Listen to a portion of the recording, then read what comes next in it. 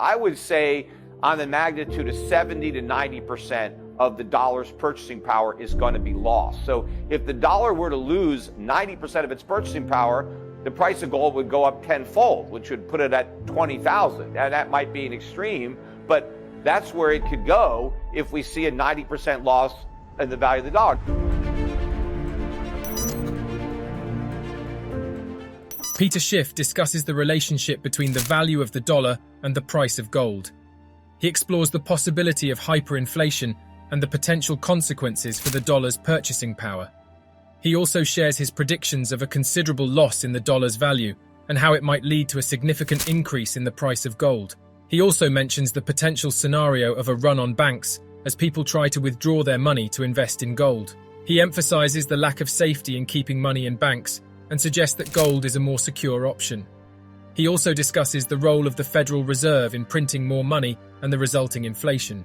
There's no question that just there's going to be a run on the banks, meaning people are trying to get their money out of the banks. They're going to be running to put it into gold because no money is safe now in the bank, because either your bank is going to fail and you will lose your money, or your bank won't fail because the government bails it out and your money will lose its purchasing power. So either way, you should withdraw your money now, but don't stick it under your mattress because it's going to lose purchasing power there too. You've got to convert it to real money.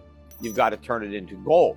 Now, if banks could offer you a high enough rate of interest to offset the inflation, then that might be an incentive to leave the money in the bank.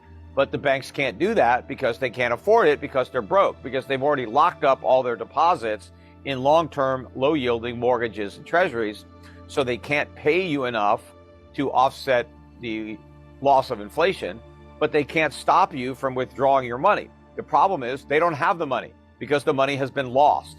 That's what happened to Silicon Valley Bank or Signature Bank. So as more people rush to withdraw their money from banks and use it to buy gold, the Federal Reserve is going to have to print more money to enable those withdrawals, which is going to create even more inflation, which is going to accelerate the appeal of gold and cause even more people to deplete their bank accounts to buy gold. And then it's a vicious circle of collapsing banks and runaway inflation. There's always a risk for every country that issues a fiat currency. Hyperinflation is always a risk.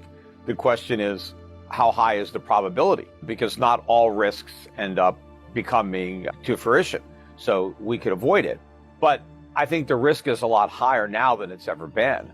And in order to avoid that outcome, it's going to require some very difficult political decisions and choices that need to be made to avert that outcome. But I think even if we manage to avoid hyperinflation, something like Zimbabwe or Weimar Republic, Germany, some of the really big examples where you need wheelbarrows full of money to buy a pack of gum or something like that, it's a possibility. It's hard to handicap how high a probability, but I do think that we're going to have very high inflation for many years to come, elevated double-digit inflation, and where the first digit may not be a 1, it could be larger than a 1, right? So it's going to be very substantial inflation, even if it doesn't technically qualify as hyperinflation. But that's not ruled out.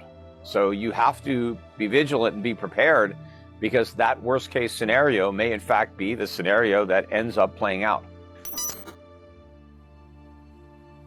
Peter Schiff discusses the impact of low interest rates on the mortgage market. While borrowers benefit from refinancing at lower rates, lenders face significant losses in a rising interest rate environment.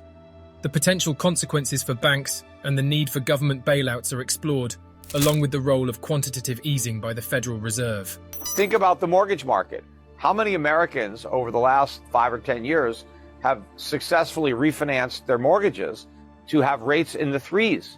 That is a huge gain for the borrower, but that comes at an enormous loss for the lender, who is now stuck with that low-yielding paper in a much higher and rising interest rate environment. So all the banks are going to lose a fortune as a result of owning these mortgages, and they will fail unless the governments bail them out by creating more inflation, which is ultimately how the bailouts are paid for. In fact, the Fed has already returned to quantitative easing, whether they want to call it that or not, but the balance sheet is up about $400 billion since this financial crisis began.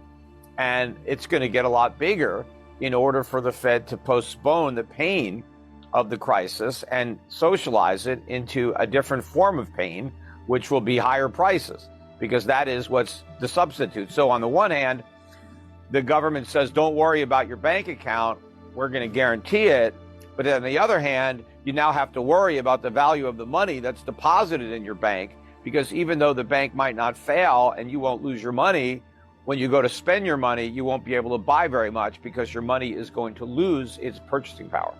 And I don't think that's changed. I think we've temporarily experimented with fiat currency. The experiment is going to end in disaster, and it will prompt a return to what works, and that is gold. And whether it's governments or the private sector that lead the way, ultimately that's where we're going to go. Peter Schiff emphasizes the devaluation of fiat currency and the potential disaster it could lead to. He suggests that gold will ultimately emerge as a more reliable form of money, whether led by governments or the private sector. He also discusses the idea of remonetizing gold and using blockchain technology to transact it. We don't need governments to remonetize gold. The private sector can do it all by itself. In fact, gold was money in the private sector before it became money in the public sector. It became money for the kings because that was the money that everybody wanted. That was, if you wanted to pay your guards, you needed to pay them in money that they could use to buy food. And the farmer wanted gold. And so that's what the kings collected in taxes. They collected gold so they could pay their soldiers, right? But I think what would happen now is private enterprises, private businesses, whether it's a bank or any other institution, doesn't even have to be a financial institution, but it has to be capable of holding custody of gold. It can then digitize, tokenize that gold, put it on a blockchain or other form, and allow individuals to own those tokens and then transact in them on the internet instantaneously for a low cost. They can price goods and services in grams of gold. They can pay for and be paid in grams of gold, and gold can circulate easily around the globe as money, as a unit of account, as a medium of exchange, and as a store of value. And so I think we're headed in that direction. As far as what the Chinese may do, to the extent that they may decide that they want to back their currency by gold, make it redeemable into gold, I think that would be a very prudent move on their part. If they're interested in having the dominant currency in the world, that would be a way to secure that position.